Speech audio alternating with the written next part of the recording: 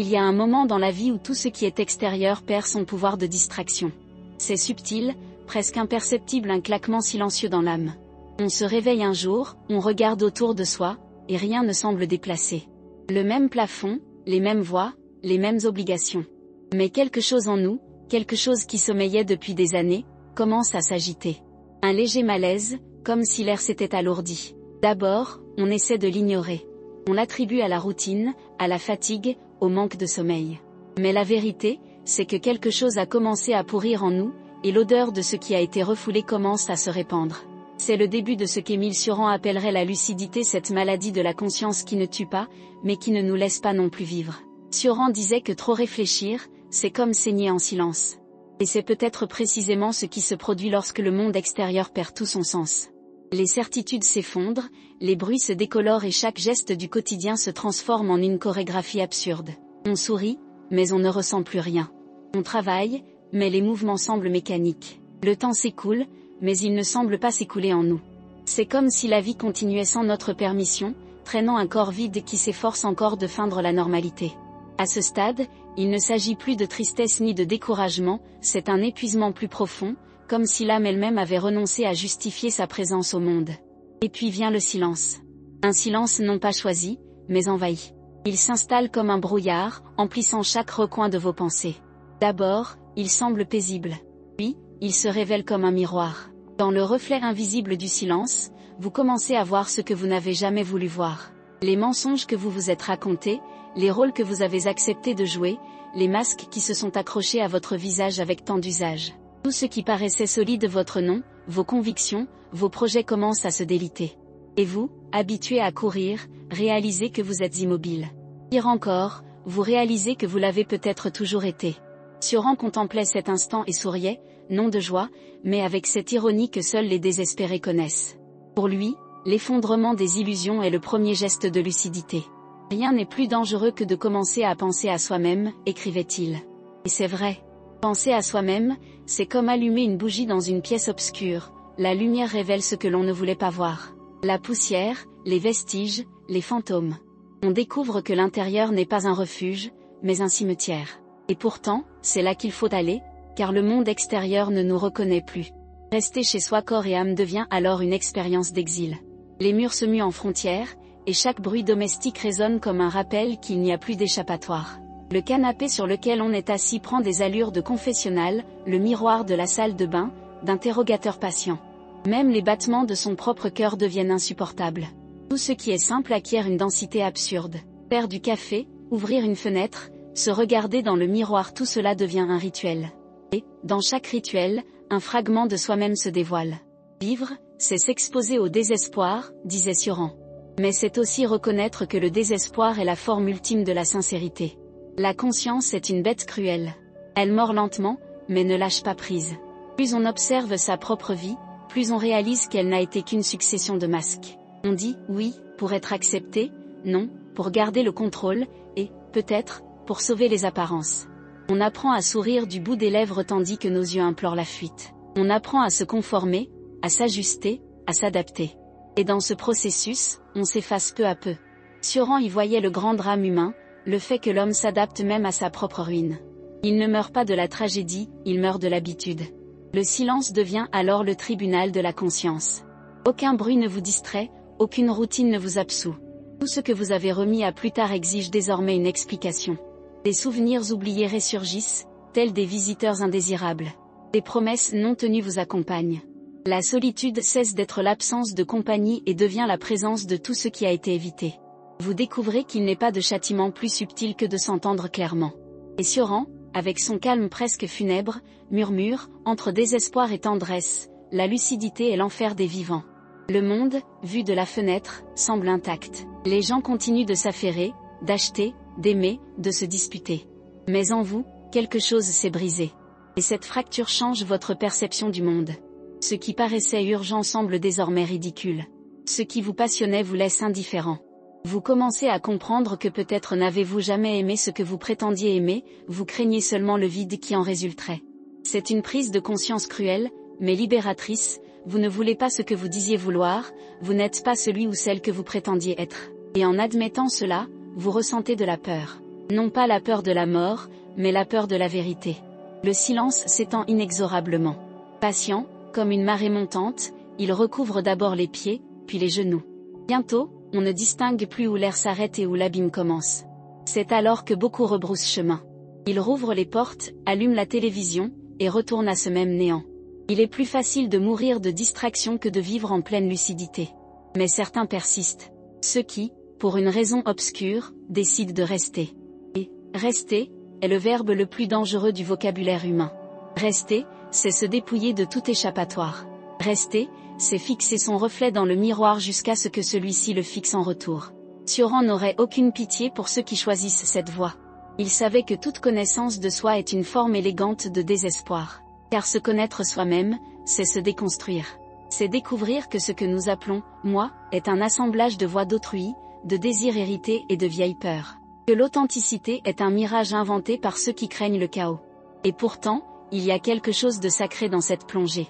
Non pas au sens religieux, mais au sens tragique comme contempler un incendie et réaliser que les flammes sont les nôtres, et que brûler est le seul moyen de voir la lumière. À l'intérieur de la maison, le temps change de texture.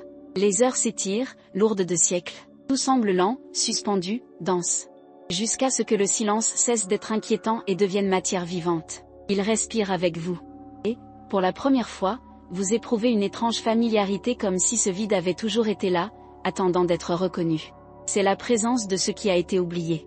Le début d'un dialogue avec ce que vous avez toujours tenté de faire taire. Et Cioran, avec son humour noir, presque compatissant, dirait, peut-être que le sens de la vie est simplement d'endurer son propre écho. Ce qui suit est un vertige serein.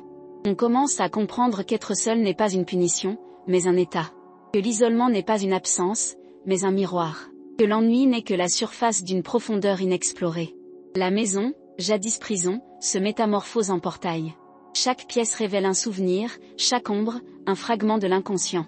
C'est le début de la descente non pas vers un enfer mystique, mais vers l'enfer le plus réel, celui qui est en nous. Là, où la vérité est sans nom et où le temps n'obéit à personne. Là où chaque pensée est une plaie ouverte et chaque silence un miroir sanglant. Et c'est peut-être pour cela que Cioran disait que, vivre, c'est se sentir exilé dans son propre corps. Car la conscience n'appartient jamais pleinement à aucun lieu. Elle observe le monde comme un visiteur las, arrivé trop tard à une fête déjà terminée. Mais c'est pourtant dans cet exil que quelque chose s'éveille. Une étincelle. Un pressentiment. Un fil de lucidité qui, même douloureux, est bien réel. Vous fermez les yeux et réalisez, le bruit que vous cherchiez à éviter ne vient pas de l'extérieur, mais de l'intérieur. L'esprit est une machine qui ne sait s'arrêter. Il tourne sans cesse, se nourrissant de sa propre agitation. Mais à un moment donné, le bruit commence à s'apaiser. Non pas parce que l'esprit a trouvé la paix, mais parce qu'il est épuisé. Et dans cet épuisement réside une forme de grâce. Le corps s'alourdit, la pensée ralentit, et pendant un instant, le monde entier semble tenir dans une seule respiration. Cioran, plongé dans l'ombre de sa propre désillusion, dirait que ce soupir est ce qui nous rapproche le plus du divin. Non pas parce qu'il apporte du réconfort, mais parce qu'il nous ramène à l'humilité. Nous ne sommes que poussière consciente, rien de plus. Poussière qui pense, qui souffre, qui crée un sens pour supporter l'insupportable. Et peut-être est-ce suffisant. Le silence ne disparaît pas. Il demeure. Il demeure comme une présence ancestrale, un regard invisible qui vous suit. Vous tentez de le déchiffrer, mais il ne parle pas. Il observe seulement. Et c'est dans cette observation que se révèle quelque chose. Le problème n'a jamais été le bruit du monde, mais la peur de ce que vous entendriez lorsqu'il cesserait. Le véritable chaos a toujours résidé en vous. La maison est restée la même. Le monde aussi. Mais quelque chose a changé non pas à l'extérieur, mais dans votre façon de l'appréhender. Le vide n'est plus une menace, mais une invitation. Et vous commencez à comprendre, encore sans mots, que le retour à soi est le commencement de toute ruine, mais aussi le premier geste de vérité. Et tandis que le jour disparaît par la fenêtre, Cioran semble murmurer, avec la sérénité de quelqu'un qui a accepté l'absurde, rien ne change, sauf la conscience que rien ne change. Et c'est dans cette reconnaissance que commence la liberté. Il y a des nuits où le sommeil n'est plus qu'un lointain souvenir, une promesse que le corps ne sait plus tenir. On s'allonge, on éteint la lumière, on tente de tromper son esprit avec l'espoir d'un bref oubli mais la pensée persiste, brûlant dans l'obscurité. Le plafond se transforme en un miroir de questions, et le silence, qui devrait apaiser, devient une présence insupportable. Tout ce qui a été remis à plus tard pendant la journée revient, décuplé. Les phrases non dites, les culpabilités insignifiantes, les visages oubliés. C'est un défilé de bruits invisibles. Et Sioran, s'il était là, dirait peut-être de cette voix calme et dévastée: l'insomnie est le prix à payer pour être trop conscient. Vous vous tournez et vous retournez dans votre lit. Vous cherchez une position confortable, changez d'oreiller, tentez de distraire votre corps, mais celui-ci a déjà appris à mentir. Il feint la fatigue tandis que votre esprit brûle d'angoisse. Il y a un moment où l'obscurité semble s'étendre, comme si la pièce respirait au rythme de votre tourment. Et alors surgit cette sensation absurde d'être prisonnier de son propre esprit, un labyrinthe sans porte. L'horloge sonne 3 heures du matin, l'heure où les désespérés font des pactes avec le vide. Vous pensez à vous lever, à allumer la lumière, à boire de l'eau. Mais tout semble inutile. Rien n'étanche la soif de celui qui n'a pas soif. Sioran croyait en une forme de lucidité que seul l'épuisement peut atteindre. Lorsque le corps capitule, l'âme commence à voir. C'est dans cet état entre sommeil et désespoir que les choses se dessinent avec une clarté douloureuse. On réalise alors que le lendemain n'apportera aucune révélation, que le monde continuera de fonctionner selon les mêmes mécanismes aveugles, et que notre existence n'est qu'un détail de plus dans ce brouhaha cosmique. Cette perception devrait libérer, mais elle engendre un poids. Un poids sans nom, sans culpabilité, mais insupportable. C'est le poids d'être trop vivant. L'aube arrive ironiquement. La lumière envahit la pièce sans y être invitée, et le corps abattu se redresse. Le miroir de la salle de bain reflète un visage fatigué, un regard qui semble appartenir à personne. Il y a des jours où même son propre reflet donne le vertige, non pas parce qu'il révèle, mais parce qu'il rappelle des souvenirs. On se brosse les dents, on prépare le café, et tout se répète avec la précision d'un rituel funéraire. La routine est la forme la plus dissimulée du désespoir. C'est dans la routine que l'ennui trouve refuge. Sioran disait que l'ennui est la maladie de ceux qui ont trop perçu et ne peuvent plus se tromper eux-mêmes. Vous sortez de chez vous et voyez des gens marcher, téléphoner, traverser la rue, accomplissant leur petit destin avec un sérieux presque héroïque. Et vous vous demandez, comment font-ils? Comment peuvent-ils encore croire que le matin a un sens? Il y a quelque chose de touchant dans cette ignorance collective, une sorte d'innocence que l'on envie. Mais une fois la lucidité éveillée, elle ne se rendort plus. C'est un poison qui s'installe. Vous observez le monde avec la distance de quelqu'un qui regarde une pièce de théâtre à laquelle il ne participe plus. Chaque sourire semble répété, chaque mot semble un déguisement. Et pourtant, vous aussi, vous jouez la comédie. Vous souriez encore, vous acquiescez encore, vous faites encore semblant. Car renoncer complètement serait une forme de scandale, et le monde ne pardonne pas à ceux qui abandonnent la mascarade. Durant la journée, l'esprit cherche refuge. On se distrait par de petites tâches, des bruits, la banalité des actualités. On ouvre les réseaux sociaux, on voit des visages souriants, on lit des citations inspirantes, et une petite voix intérieure esquisse un sourire ironique. Rien n'est plus tragique que la tentative humaine de donner un sens à ce qui n'est que hasard. L'espoir est la drogue la plus populaire de l'humanité, murmurait Sioran, et la plus mortelle. On le comprend quand l'enthousiasme des autres ne nous gagne plus. Quand chaque promesse d'avenir sonne comme une répétition de ce que l'on a déjà vécu 1000 fois sous différentes formes. Il y a des moments où le vide se manifeste par des détails insignifiants, une tasse oubliée sur l'évier, un message qui n'arrive jamais, une phrase qui s'efface de la mémoire. De petites absences qui se muent en symbole d'un néant plus profond. Le monde continue de tourner, mais le sens s'effrite. Et au cœur de cet effondrement silencieux, on découvre quelque chose d'inquiétant. Le vide n'est pas un trou à combler, c'est un miroir. Il ne demande pas de réponse, il renvoie sa présence. Ce qui effraie, ce n'est pas le néant, c'est le reflet de ce que l'on est vraiment quand tout le reste se tait. Parfois, on essaie de lutter contre elle. On va se promener, on achète quelque chose d'inutile, on appelle quelqu'un dont on ne veut pas entendre parler. Mais la distraction est éphémère. L'ennui revient comme une marée inéluctable. Il ne crie pas, il ne menace pas, il s'installe simplement. Et la lucidité, celle qu'on croyait être une forme d'illumination, se révèle être une prison de verre. On voit tout, mais on ne touche à rien. On ressent trop de choses, mais on ne croit en rien. C'est une transparence qui blesse. Sioran appelait cela, la malédiction de tout voir à travers. Et c'est peut-être précisément ce qui empêche le repos, l'incapacité de se tromper à nouveau. Le temps s'écoule étrangement quand l'âme est lasse. Les minutes s'étirent, les jours se répètent et les semaines s'évanouissent comme si elles n'avaient jamais existé. C'est une sorte de temps suspendu, où le passé se mêle au présent et où l'avenir semble une plaisanterie. On commence à comprendre que l'ennui n'est pas l'absence d'événements, mais une saturation de la conscience. Tout se passe, mais rien ne change à l'intérieur. Le corps vieillit, le monde tourne, mais le centre demeure immobile, un point muet au sein de l'esprit. Par un après-midi comme un autre, Tandis que vous observez la vapeur s'échapper de votre tasse de café, vous avez l'impression que le monde entier se concentre dans cet instant.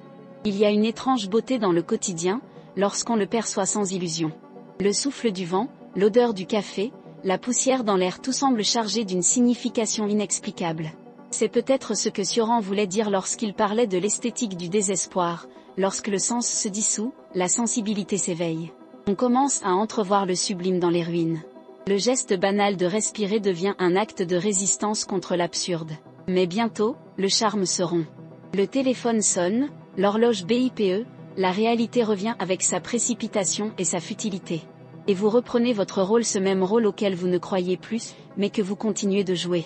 Il y a une solitude secrète à trop en savoir. La lucidité n'a pas sa place dans les conversations de bar, elle ne convient pas au dîner, elle n'est pas appropriée aux réunions. C'est une vérité qu'il faut porter en silence, comme une fièvre dissimulée. Et pourtant, il y a quelque chose de presque réconfortant là-dedans. Comme si la souffrance, en devenant familière, perdait de son pouvoir. La nuit venue, le cycle recommence. Le corps fatigué regagne la chambre, et le rituel se répète. Les lumières s'éteignent, et le silence revient, patient, fidèle.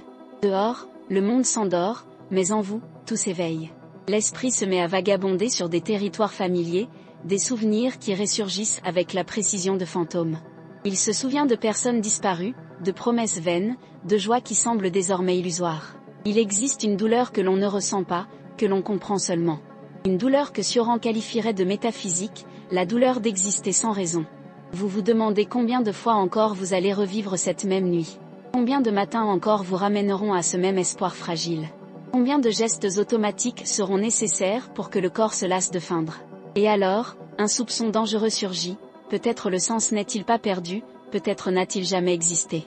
Peut-être que tout cela, la recherche, l'effort, la culpabilité, la peur n'est qu'une tentative désespérée d'éviter d'affronter l'évidence, le monde ne doit aucune explication.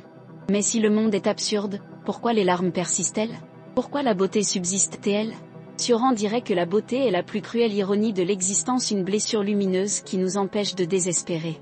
Même quand tout semble mort, il y a un coucher de soleil si beau qu'il fait mal. Il y a une chanson qui transperce l'âme comme un avertissement. Il y a un souvenir qui s'obstine à brûler. Et c'est ce mélange de désespoir et d'enchantement qui nous maintient en vie, non par espoir, mais par émerveillement. Le vide, alors, change de forme. Il cesse d'être un trou et devient espace. Un espace où tout ce qui est faux perd sa valeur, et où ne subsiste que l'essentiel, le simple fait d'être là, de respirer, conscient, d'une lucidité absurde. On ressent encore la douleur, la peur, l'ennui, mais on connaît désormais le nom de chacune. Elles ne sont plus des ennemis, elles sont les composantes d'un même souffle. La lucidité ne guérit pas, mais elle transforme la douleur en clarté. Et lorsque le premier rayon de lumière perce à nouveau le rideau, vous comprenez ce que Sioran a toujours su, le désespoir n'est pas un échec, c'est une forme de fidélité à la vérité. Seuls ceux qui ont touché le fond du vide comprennent la fragilité de l'instant. Le jour recommence, la vie recommence, et vous aussi, non pas avec espoir, mais avec une sérénité tragique, comme celui qui sait que l'absurde n'a pas besoin d'être vaincu, seulement contemplé. Et c'est dans cette contemplation que quelque chose de silencieux s'approche. Ce n'est ni la paix, ni le soulagement. C'est simplement la présence, une conscience fatiguée mais lucide qui observe le monde sans rien exiger. L'ennui persiste, le sommeil se fait toujours attendre, et le sens demeure absent. Mais entre deux respirations, une petite étincelle brille. Et c'est peut-être cela qui maintient l'âme en vie, l'émerveillement d'exister encore, même après avoir tout compris. Il arrive un moment où la lucidité se mue en vertige. Ce n'est plus une clarté qui éclaire, mais une clarté qui aveugle. Le monde, jadis solide et prévisible, commence à se dissoudre à ses frontières. Les certitudes s'effritent comme l'encre dans l'eau, et il ne reste qu'une sensation d'insoutenable légèreté. La conscience s'éveille, mais cet éveil est vide de sens, il apporte une étrange transparence. Tout ce qui existe semble suspendu, dépourvu de finalité, et pourtant infiniment réel. C'est à ce moment précis que l'on comprend ce que Sioran voulait dire lorsqu'il affirmait que la conscience est une malédiction qui nous empêche d'exister en paix. Au voir, c'est perdre le droit à l'innocence. La vie, en apparence, continue. On travaille, on parle, on aime, on rit. La ville vibre, les horloges tournent, les engagements s'accumulent. Mais quelque chose en vous a changé, comme si vous aviez franchi une frontière invisible et que vous observiez désormais tout de l'extérieur. Vous essayez de vous impliquer, de participer, de retrouver la chaleur de la normalité, mais la lucidité vous repousse. C'est un exil intérieur, vous habitez le monde, mais vous ne lui appartenez pas. La conscience devient une fenêtre verrouillée, vous voyez le soleil, mais vous ne le touchez pas. Certains matins, le corps se meut machinalement, tandis que l'esprit observe de loin, tel un spectateur assistant à la représentation de sa propre vie. Une sorte de lassitude métaphysique imprègne ce théâtre quotidien. Le simple fait de se réveiller semble exiger des explications qui n'existent pas. Manger, parler, sourire, tout résonne comme un rituel oublié, répété par habitude. La lucidité se mêle à la mélancolie, et la mélancolie à la sagesse. C'est une confusion qui ne blesse pas, mais qui ne console pas non plus. C'est l'intervalle entre ce qui est compris et ce qui est subi. Combien de fois est-il possible de mourir sans que le corps ne s'en aperçoive? Combien de vérités un esprit peut-il endurer avant de souhaiter à nouveau l'aveuglement? Et que reste-t-il d'un être humain lorsque même la souffrance elle-même commence à paraître prévisible? Cioran disait que l'homme vit au bord du précipice, non parce que le précipice le menace, mais parce qu'il l'appelle. Il y a une séduction dans l'idée de la fin, une curiosité morbide face au néant. On le perçoit dans les petits renoncements quotidiens, dans les silences prolongés, dans le manque d'enthousiasme pour les promesses de l'avenir. L'âme, saturée d'attente, se met à aspirer à l'absence. Le vide cesse d'être un ennemi et devient un compagnon discret, presque affectueux. Il y a une étrange tendresse dans la lassitude. Une douce amertume à accepter l'échec comme une part intégrante de sa propre respiration. Les jours finissent par se ressembler. Tout est familier, mais rien n'est vraiment proche. On contemple un coucher de soleil et l'on ressent sa beauté, mais elle ne nous convainc pas. On lit une phrase inspirante et l'on sourit, mais ce sourire est pâle, comme fait de souvenirs. Le cœur bat encore, mais le son semble lointain, comme venant d'un autre corps. Et de cette déconnexion entre le ressenti et l'existence naît l'impuissance la plus pure, celle qui ne naît pas de la perte, mais de la lucidité. La conscience devient un miroir brisé, plus on s'observe, moins on reconnaît son reflet. Si tout est conscient, y a-t-il encore place pour les miracles? Si l'absurdité est inévitable, vaut-il encore la peine de continuer à prétendre donner un sens aux choses? Et si le vide est la forme la plus profonde de la présence, pourquoi l'appelons-nous encore absence? Au fond, il y a un certain plaisir à toucher le désespoir de ses propres mains. La douleur, lorsqu'on l'accepte, devient un langage secret entre soi et l'univers. Elle dit, je suis vivant, mais je ne comprends pas pourquoi. Et dans cette confession silencieuse, il y a quelque chose qui s'apparente à la pureté. Cioran, avec son sarcasme mélancolique, disait que seuls les désespérés comprennent la valeur de l'instant. L'homme ordinaire aspire à l'éternité, l'homme lucide se contente d'une seconde. C'est la différence entre ceux qui croient au paradis et ceux qui ont appris à aimer la ruine. Il y a des jours où, en marchant dans la rue, tout semble suspendu, les sons étouffés, les visages lointains, l'air raréfié. Soudain, la conscience s'élargit et le corps s'allège, devient presque transparent. Un instant, l'existence prend des allures de fiction mal écrite. Mais une odeur, un son, un contact, un détail insignifiant vous ramène à votre corps. Le mystère ne réside pas dans l'abîme, mais dans la répétition. L'esprit aspire à la transcendance, mais l'âme se manifeste dans les petites chutes. La révélation, si elle existe, se produit dans les banalités, le souffle du vent, la poussière sur les meubles, la solitude d'un couloir désert. Et si la lucidité n'était pas une punition, mais le premier pas vers la libération? Et si voir l'absurde était, paradoxalement, la voie la plus honnête vers la paix intérieure? Et si le sens n'était jamais quelque chose à trouver, mais seulement quelque chose à endurer? Le contraste entre la conscience et l'absurdité est le terrain où l'âme apprend à respirer. Il n'y a ni victoire ni défaite dans ce combat, il y a une danse tragique entre le désir de comprendre et les limites de la compréhension. Cioran appelait cette tension, la beauté du désespoir. Il savait que l'esprit humain se nourrit de ce qui le détruit. Penser, c'est se blesser soi-même par sa propre lucidité. Chaque idée est une blessure, chaque certitude, une ruine. Mais peut-être la valeur de la vie ne réside-t-elle pas dans l'espoir, mais dans la capacité de continuer à penser même sans croire. À mesure que la lucidité s'accroît, le mystère s'épaissit. On réalise alors que comprendre le monde ne signifie pas le dominer, mais s'en laisser absorber. La raison, cet outil si prisé, se révèle fragile face à l'innommable.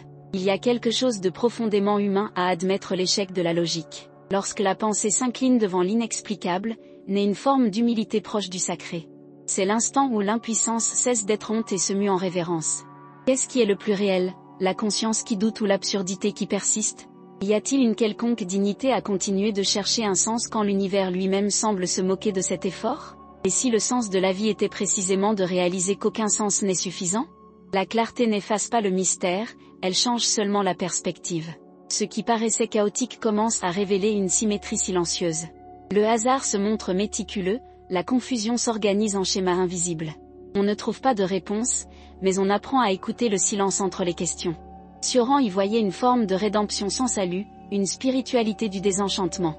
Il disait que lorsque toutes les illusions meurent, une nouvelle innocence naît, celle d'un regard qui ne réclame plus rien.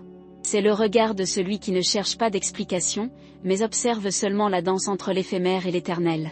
Parfois, la conscience s'ouvre de telle sorte que le monde semble suspendu entre réalité et rêve.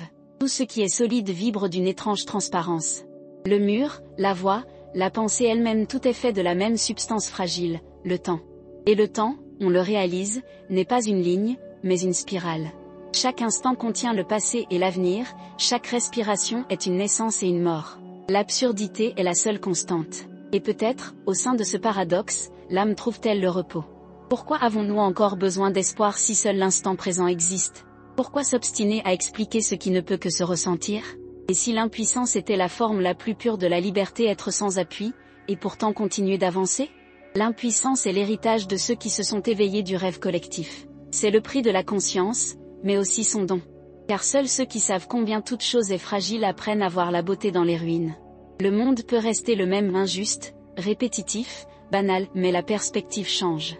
On ne cherche plus de réponse, on cherche la présence. La lucidité devient une forme de dévotion sans foi, un abandon silencieux au mystère qui ne se dévoile jamais pleinement. Sioran croyait qu'il existe une forme d'éternité dans l'abandon. Non pas celle promise par les religions, mais l'éternité des instants qui comprennent leur propre futilité. Quand la pensée se lasse enfin de lutter contre l'absurde, il ne reste que l'espace. Et dans cet espace, paradoxalement, réside la paix. Une paix sans promesse, sans explication, sans dogme, seulement la reconnaissance que la vie est brève, inexplicable, et donc précieuse. Et si le salut n'était pas la fuite de l'absurdité, mais son acceptation? Et si la conscience n'était pas l'opposé de la vie, mais son écho le plus profond? Et si le désespoir lui-même était le chemin que l'être trouve pour approcher le divin, non pas le divin des certitudes, mais le divin de la question qui ne cesse jamais? La clarté est à la fois un miroir et une lame. Elle coupe, mais reflète. Elle blesse, mais révèle. Et quand le sang de l'âme coule, la découverte est simple. Penser, c'est souffrir, mais c'est aussi aimer le mystère. Car seuls ceux qui ressentent le poids de l'absurde sont capables de reconnaître la légèreté de l'instant. Le monde reste indifférent, le temps n'explique rien, et le silence n'offre aucune réponse. Pourtant, quelque chose en vous demeure debout, fatigué, certes, mais éveillé. Et c'est peut-être là la seule victoire possible, rester conscient, même en sachant qu'il n'y a nulle part où aller, et continuer à contempler l'abîme avec tendresse. Il y a des jours où le monde entier semble fait de cendres et pourtant, il continue de brûler. On s'éveille avec la même lassitude qu'au coucher, une lassitude qui n'appartient pas au corps, mais à quelque chose de plus profond, qui précède même la pensée. L'âme, saturée de conscience, refuse de suivre le rythme de l'horloge. Rien ne fait mal, et pourtant tout pèse lourd. L'air est une substance dense, faite de souvenirs insolubles. Les heures passent sans avancer, les gestes se répètent avec la monotonie de rituels dénués de foi. C'est dans cet espace suspendu que Sioran demeure, où l'ennui est plus réel que le temps et où l'espoir n'est qu'un jeu de lumière inventé pour repousser le désespoir. On observe le monde comme on assiste à une pièce de théâtre dont l'intrigue a perdu tout son sens. Les acteurs continuent de parler, de pleurer, d'aimer, mais les mots se vident de leur substance avant même de toucher le sol. Tout semble répété, même la douleur. Les rires des autres résonnent au loin, comme un écho venu d'une planète où l'innocence n'a pas encore été découverte. Il y a une sorte de honte à trop percevoir, à ressentir l'absurdité qui vibre sous la surface des choses simples. On tente de se convaincre qu'il y a encore de la beauté dans le mouvement, mais même la beauté semble épuisée. Les fleurs continuent d'éclore, mais le geste du printemps a perdu sa conviction. La nature elle-même semble lasse de se répéter. Sioran écrirait à ce sujet avec une tendresse cruelle, comme s'il caressait son propre malheur. Il comprendrait cet ennui qui n'est pas dû à l'inoccupation, mais à un excès de lucidité. L'ennui de celui qui en a assez vu pour tout douter, mais pas assez pour renoncer. L'ennui de celui qui respire encore, même sans croire que l'air soit un don. Et c'est dans cet intervalle entre le désenchantement et le devoir de continuer que se révèle le théâtre de la vie, un spectacle sans spectateur, où chacun joue le rôle de celui qui a encore des raisons d'exister. L'espoir, vu de près, est une maladie sournoise. Il se déguise en vertu, mais il est le plus vieux vice de l'âme. Espérer, c'est repousser l'affrontement avec le vide, créer un lendemain qui n'existe pas pour échapper à un présent suffocant. Cioran disait que l'homme moderne est un mendiant de sens, il implore des raisons, mais se nourrit d'illusions. Et le plus triste, c'est que ces illusions font perdurer le monde. On continue de construire, de rêver, de promettre, comme on plante des arbres dans un champ en flammes. L'espoir est le mensonge qui entretient le feu, même quand il ne reste plus rien à sauver. Mais il y a une beauté dans cette ruine. Une beauté qui ne console pas, mais qui perdure. C'est la beauté du geste répété sans croyance, de la bonté qui survit même après la mort. C'est la fleur qui s'obstine à éclore sur l'asphalte, sachant pourtant que le soleil ne lui appartient plus. C'est le regard de celui qui a tout perdu, mais qui s'attarde encore devant la lumière qui perce le rideau. La beauté, dans cet état, n'est pas une vertu, c'est de l'obstination. C'est l'instinct de ce qui palpite encore, sachant pourtant que la fin est inévitable. On se lève, on prépare le café, on regarde la vapeur s'élever comme porteuse d'une force sacrée et invisible. Chaque geste est empreint d'un calme presque émouvant. Le simple fait d'exister devient une forme de résistance. C'est comme si chaque respiration disait « Je n'ai pas encore capitulé ». Mais que signifie ne pas capituler quand il n'y a plus rien à conquérir? Peut-être simplement accepter. Cioran a trouvé dans cette résignation une forme de lucidité. Il savait que la lucidité sans tendresse se mue en cruauté, et que la tendresse sans lucidité est aveuglement. Il faut trouver l'équilibre entre cynisme et amour, entre rire amer et silence. La lassitude de l'âme n'est pas un abandon, c'est la maturité. C'est l'espoir qui, vieillissant, respire encore par habitude. On ressent cette lassitude au plus profond de l'esprit, un poids invisible, comme si l'âme avait erré des siècles durant dans le même labyrinthe. Et le plus étrange, c'est que plus on est fatigué, plus la vision s'éclaircit. La lucidité n'illumine pas, elle consume. Elle réduit la pensée en cendres et le désir en poussière. Mais, paradoxalement, c'est cette brûlure qui révèle l'essentiel. Ce qui survit à l'épuisement n'a plus besoin de justification. Certaines nuits, il y a un instant où tout semble suspendu entre l'être et le néant. La ville dort, mais la pensée veille, agitée, errant dans les interstices du temps. On a l'impression que le monde entier tient dans notre souffle, et que ce souffle n'est que l'écho de quelque chose qui s'est éteint depuis longtemps. En ces moments-là, le silence paraît plus réel que n'importe quel mot.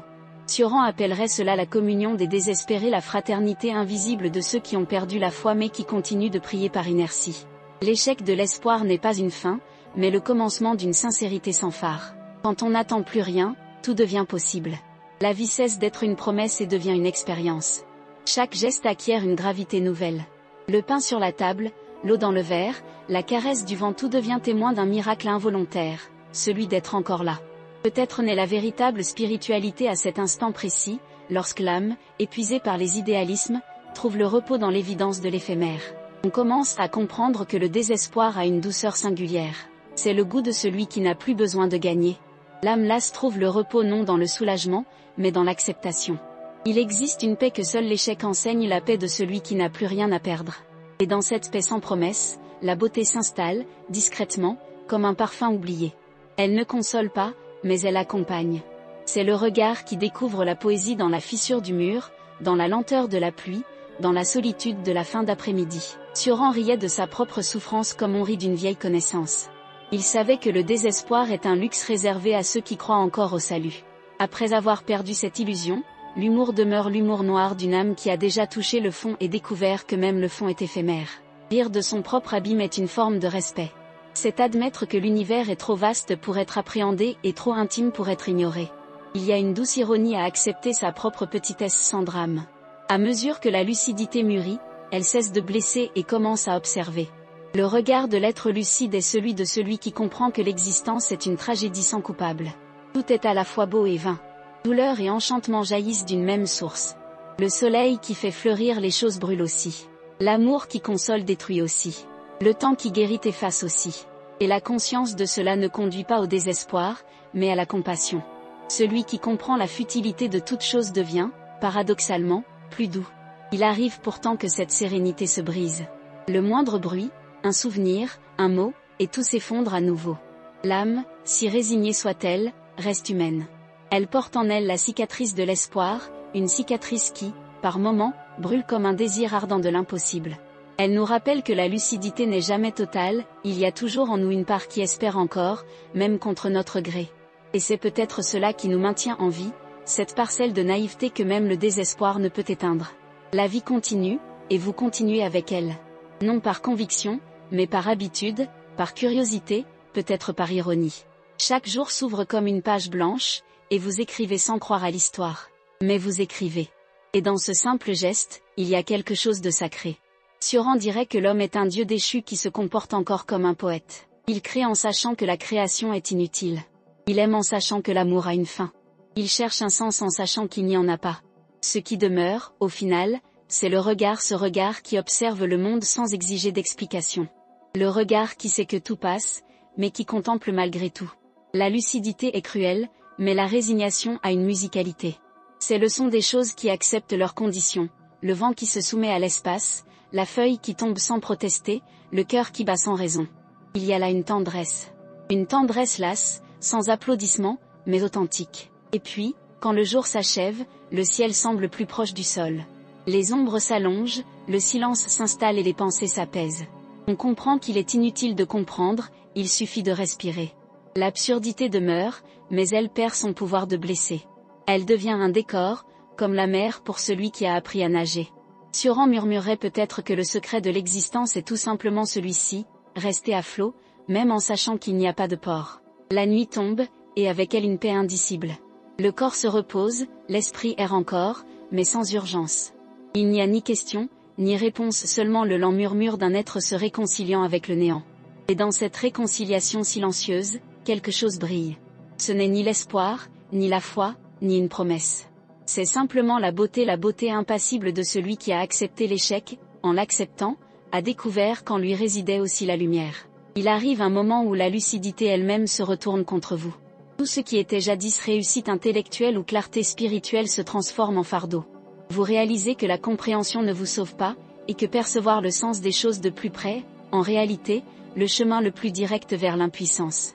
La conscience devient une lampe allumée dans une cellule, elle éclaire, mais n'ouvre pas la porte. Sioran aurait dit que penser est l'acte de création le plus solitaire, car plus on pense, plus on perçoit l'insurmontable distance entre savoir et vivre. Connaître la raison de la douleur ne la diminue pas, comprendre l'absurde ne le rend pas moins réel.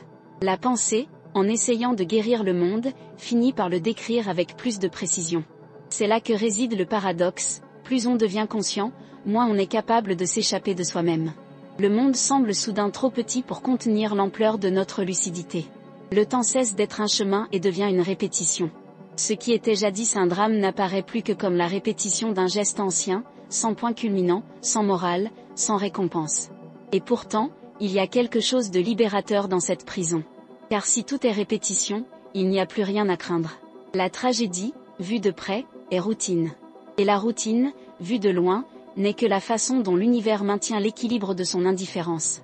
La conscience cesse alors d'être une simple lentille et devient un miroir. Elle ne reflète pas le monde, elle vous reflète vous-même, fragmenté, multiplié. Chaque idée se superpose à l'autre, comme si la pensée était un labyrinthe qui se nourrit d'elle-même. Vous tentez d'échapper à ce déferlement de sens et découvrez que cette tentative d'évasion est une autre forme d'emprisonnement. Car même lorsque vous essayez de cesser de penser, la pensée continue de réfléchir à la manière de s'arrêter. C'est un serpent qui se mord la queue et Sioran y verrait l'image parfaite de l'esprit humain, une créature affamée d'elle-même. La clarté blesse car plus aucun voile ne dissimule l'évidence. L'espoir était un voile. La foi, un autre. L'amour, parfois, le plus épais de tous. Et lorsque ces voiles se déchirent, il ne reste que la réalité brute, sans phare, sans mélodrame. Mais la réalité n'est pas violente, elle est neutre. Ce qui la rend insupportable, c'est le regard humain qu'on lui porte. C'est nous qui donnons du poids à ce qui est léger, qui qualifions de tragédie ce qui n'est que passager. La souffrance naît du désir de demeurer dans un monde qui ne connaît que le mouvement. Nous souffrons parce que nous voulons rester, et la vie, par essence, est faite pour passer. Il y a pourtant une beauté dans cette souffrance lucide. Une beauté qui ne se manifeste pas, mais murmure. La douleur, acceptée sans explication, révèle une clarté qu'aucune joie ne saurait atteindre. C'est l'instant où le désespoir cesse d'être résistance et devient compréhension. Sioran appelait cela « l'extase du désenchantement », le moment où l'être humain, déjà dépouillé de tout, contemple son propre vide et y trouve une forme de paix. Ce n'est ni le bonheur, ni l'espoir, ni la consolation. C'est le silence après la tempête, non pas parce que le temps s'est amélioré, mais parce qu'on a cessé de lutter contre le vent. Au milieu de ce silence, une question se pose, qu'est-ce que la liberté, au fond ? Si la liberté consiste à faire ce que l'on veut, mais que ce désir est déterminé par des forces qui nous dépassent, alors peut-être la liberté n'existe-t-elle pas. Mais si la liberté consiste à accepter ce qui est, alors peut-être n'a-t-elle jamais cessé d'exister. Sioran pensait que la conscience est la forme la plus cruelle et la plus sublime de la liberté. Car nul n'est plus libre que celui qui n'attend rien de plus. L'espoir enchaîne, l'acceptation libère. Mais l'acceptation exige un courage que peu possèdent, le courage de ne pas se mentir à soi-même, de regarder l'absurde en face et de dire « c'est ainsi, et pourtant je demeure ». La conscience est à la fois emprisonnement et libération dans un même geste. Elle emprisonne car elle révèle les limites de toute chose, elle libère car elle détruit les illusions qui ont entretenu la peur. Il y a une forme de calme que seul le désespoir enseigne. Quand tout ce qui pouvait être perdu a disparu, il ne reste qu'un vide stable, presque serein. C'est le moment où la pensée s'abandonne à son propre épuisement et où le moi réalise qu'il n'a jamais rien possédé, ni idée, ni émotion, ni vie. C'est alors que l'âme respire. Non par soulagement, mais par absence de résistance. La souffrance devient une sorte de langage secret. Chaque douleur traduit une vérité que le plaisir est incapable d'exprimer. Dans le plaisir, la conscience se dissout, dans la douleur, elle s'embrase. C'est peut-être pourquoi les âmes les plus lucides sont les plus lasses. Elles ont déjà compris que toute joie est éphémère et que toute douleur, lorsqu'on l'accueille, se métamorphose en sagesse silencieuse. La souffrance est, en quelque sorte, le moyen par lequel l'être se souvient qu'il est encore vivant. Et le plus curieux, c'est que plus la souffrance est profonde, plus la perception de la beauté est intense. Car la beauté naît du contraste et seuls ceux qui ont connu les ténèbres peuvent percevoir la lueur d'une bougie. Il y a une sorte d'ironie divine dans la façon dont la douleur révèle l'essence de la vie. Elle détruit l'ego, mais préserve l'âme. Elle brise les certitudes, mais rend la lucidité. Elle est cruelle, mais purifie. Sioran dirait que la souffrance est la forme la plus sincère de prière, non pas parce qu'elle demande quelque chose, mais parce qu'elle reconnaît le mystère sans intermédiaire. Quand on souffre, on ne cherche plus d'explication, on ressent. Et dans ce sentiment nu, sans artifice, la conscience cesse d'être l'ennemi. Elle devient témoin. La souffrance apprend au regard à demeurer, à ne pas fuir, à accepter que l'existence soit dépourvue de morale. Mais l'esprit ne peut maintenir longtemps cette clarté. L'être humain a besoin de voiles, de distractions, de petites illusions pour rester fonctionnel. C'est pourquoi même les plus lucides finissent par succomber à la banalité. Ils achètent du pain, font des projets, envoient des messages, croient au lendemain. La vie exige cette constante trahison de la conscience. C'est le prix à payer pour continuer. Et peut-être n'est-ce pas de la lâcheté, mais une sagesse instinctive, l'âme se protège de ses propres profondeurs. Même Sioran, qui vivait au bord du désespoir, trouvait du réconfort dans les petites banalités, le bruit de la rue, l'odeur d'un livre, la brise matinale.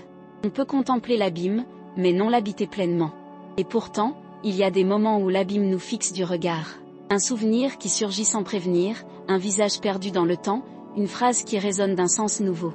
Voilà ce qu'est la lucidité, un retour constant au même point, sous une lumière différente. À chaque retour, la conscience s'élargit, mais le mystère demeure. C'est comme tourner en rond dans le désert, plus on marche, plus on comprend qu'il n'y a pas d'issue. Et pourtant, on continue. Ce qui nous fait avancer, ce n'est pas l'espoir, mais la curiosité de voir jusqu'où s'étend le désert. On réalise alors que la lucidité ne détruit pas la vie, elle la rend seulement trop transparente. La souffrance, qui semblait une erreur, se révèle être partie intégrante de la structure de la conscience.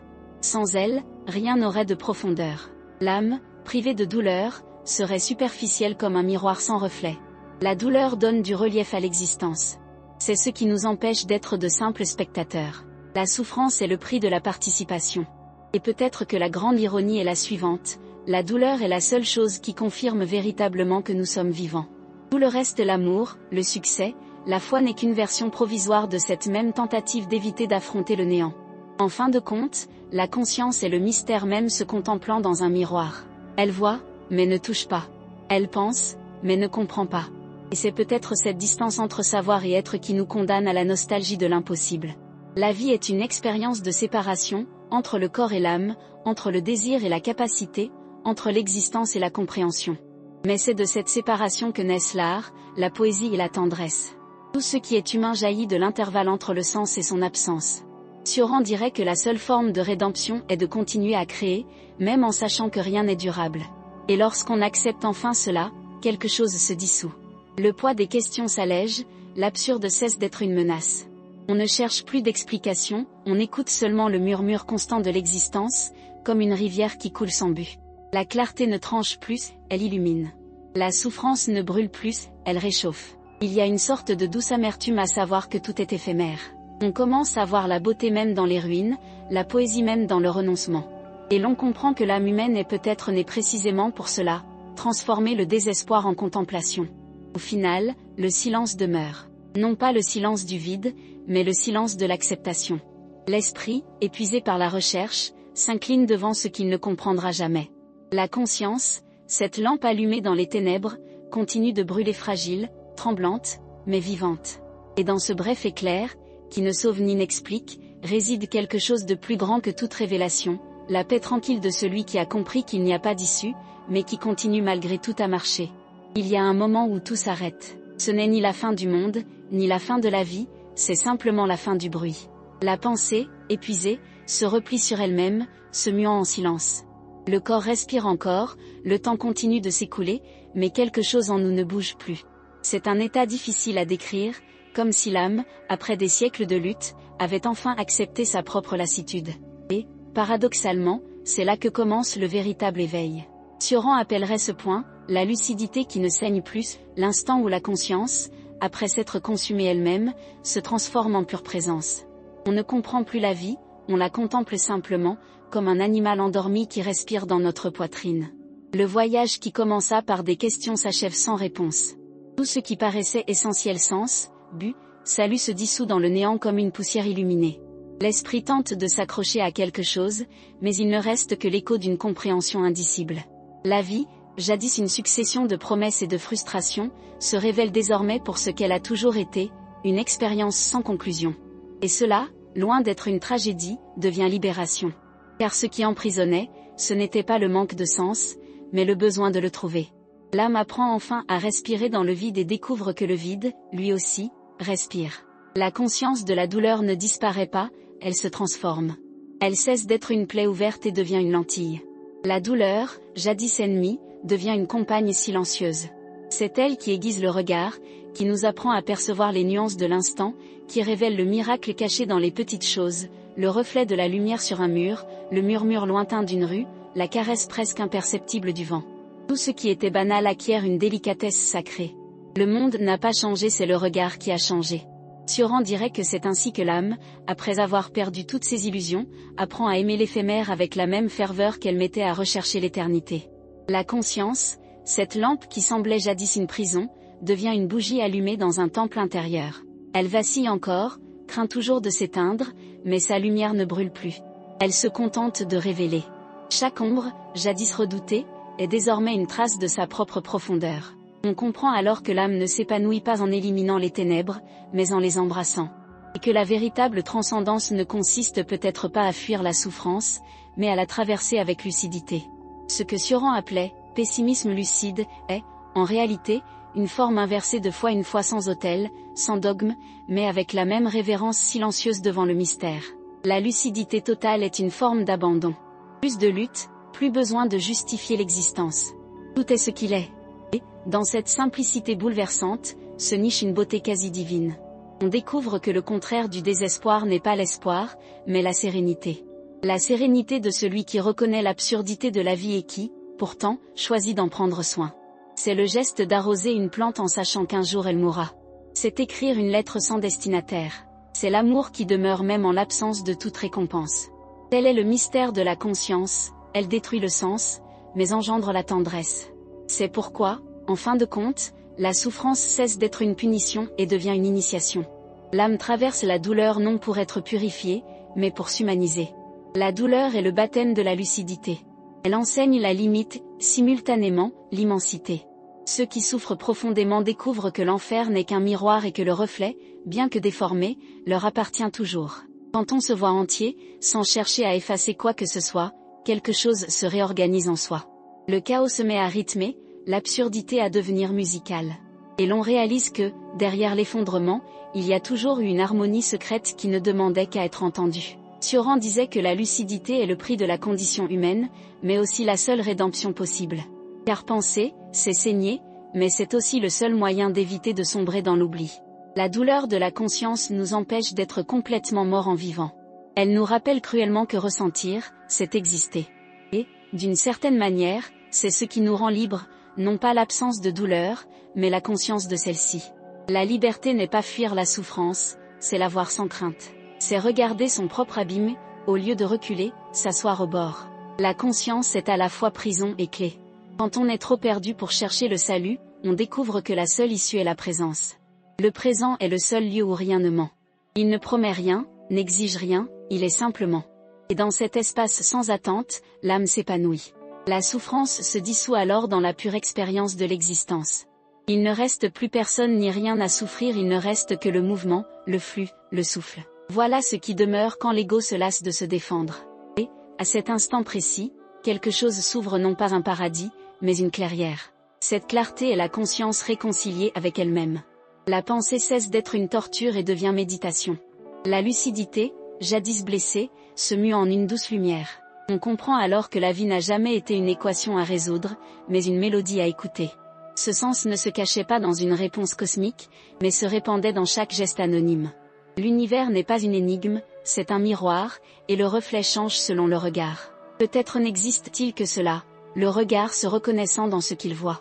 Au fond, Sioran recherchait toujours cela, non pas la fin de la souffrance, mais sa transformation en lucidité. Il a parcouru les ruines de la foi et y a trouvé une forme de pureté.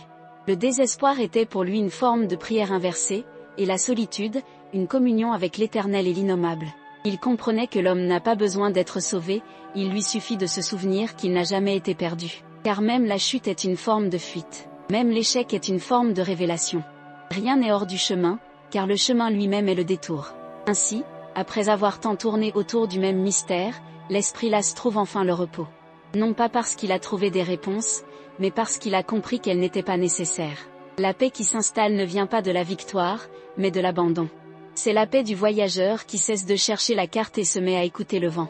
La conscience, enfin, comprend son rôle, être témoin, non juge. L'univers n'a pas besoin de pardon, seulement d'un regard attentif. Le temps semble suspendu. Les choses les plus simples, la poussière qui danse dans la lumière, le son de son propre cœur, le silence entre deux mots acquiert une dimension presque sacrée. Une nouvelle humilité imprègne chaque respiration. Et cette humilité est ce qui demeure lorsque tout ce qui était excessif a disparu. La vie, dépouillée de son but, se révèle aussi légère qu'un rêve. Et l'on comprend, avec une étrange tendresse, que l'absurde n'a jamais été l'ennemi, mais simplement le miroir dans lequel la conscience apprenait à se contempler dans sa totalité. Finalement, vous ne cherchez plus à comprendre, ni à fuir, ni à gagner. Vous observez, tout simplement. La vie continue, avec son mélange de tragédie et de beauté, et vous la traversez comme on traverse un champ de cendres sous le soleil. Ce qui était douleur est devenu clarté. Ce qui était poids est devenu présence. Et dans cet état, qui n'est ni bonheur ni tristesse, réside quelque chose de sacré. Car, pour la première fois peut-être, vous ne désirez plus rien. Vous êtes, tout simplement. Et puis, presque involontairement, vous souriez. Non pas le sourire de celui qui a trouvé quelque chose, mais celui de celui qui a enfin cessé de chercher. L'univers, silencieux, semble vous sourire en retour. Sioran appellerait cela, la grâce du désespéré, l'instant où l'âme, après avoir traversé tous les enfers de la lucidité, découvre que l'enfer n'était qu'une forme de lumière. La douleur, le doute, l'ennui, tout ce qui semblait être un ennemi faisait en réalité partie intégrante de ce même processus d'apprentissage. La souffrance ne détruit pas, elle sculpte. Et ce qu'elle sculpte, c'est la conscience. Le voyage s'achève là où il a commencé, en soi. Le chemin du retour à son être profond est le seul qui existe. Et lorsqu'on en prend conscience, le cycle se referme. La conscience, jadis blessée, trouve enfin le repos. Le monde n'a pas changé, mais le regard est devenu transparent. Et cette transparence est tout ce qui a jamais été recherché, non pas la réponse, mais le regard capable d'embrasser toutes les questions. Si vous êtes arrivé jusqu'ici, peut-être avez-vous ressenti ce même silence qui emplit désormais cette fin. Il ne demande rien, ne promet rien, il existe simplement, comme un espace qui invite à l'écoute. Restez un instant dans ce silence. Laissez-le vous atteindre, laissez-le exprimer ce que les mots ne peuvent dire. Car c'est peut-être ainsi que se produit l'éveil, non pas dans un fracas, mais dans une inspiration plus profonde. Si quoi que ce soit dans ce voyage vous a touché, si une phrase a résonné en vous, si un vide vous a semblé familier, laissez un commentaire anonyme. Non par vanité, mais par désir de partage. Car toute conscience, même la plus solitaire, aspire à un écho. Et si vous souhaitez poursuivre ce cheminement à mes côtés à travers ces ruines de la pensée et de l'âme, abonnez-vous. Non pas pour suivre une chaîne, mais pour continuer ce dialogue silencieux entre esprits fatigués et cœurs attentifs. Au final, il ne nous reste plus qu'à partager cette lucidité pour que la douleur soit moins vive, qui sait, pour que la lumière brille un peu plus fort.